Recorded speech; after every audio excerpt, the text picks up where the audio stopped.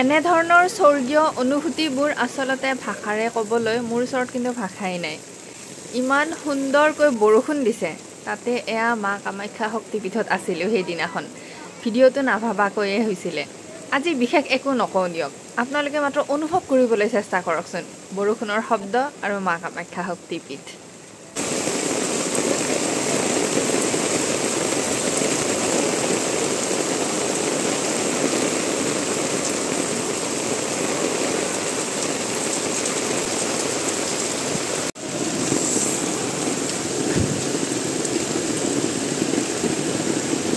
বহুত বহুত ধন্যবাদ মাক।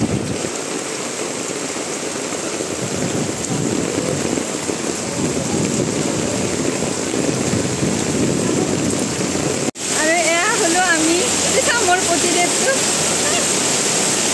মই আহোঁতে বহুত ৰ'দ দি আছিলে, এতিয়া ইমান বৰষুণ দিছে আৰু এই বৰষুণত মাৰ মন্দিৰত আহি ইমান ভাল লাগে, মানে কি বুলি ক'ম, মোৰ অলপ জ্বৰ হৈ আছে, নহ'লেতো মই ভিজিলোৱে হয়। খুব ধুনীয়া পৰিৱেশ, খুব ভাল লাগে। আহিব আপোনালোকে। এই ভিডিঅ'টো আজি আচলতে নাভাবা নিচিন্তাকৈয়ে হৈ গৈছে। সেয়াই আৰু জয় মা কামাখ্যা, ওম নমঃ শিৱায়। আৰু এই স্বৰ্গীয় অনুভূতি কাৰ ক্ষেত্ৰত কেনেকুৱা হৈছে কমেণ্ট কৰি জনাবচোন বাৰু, জানি ভাল লাগিব।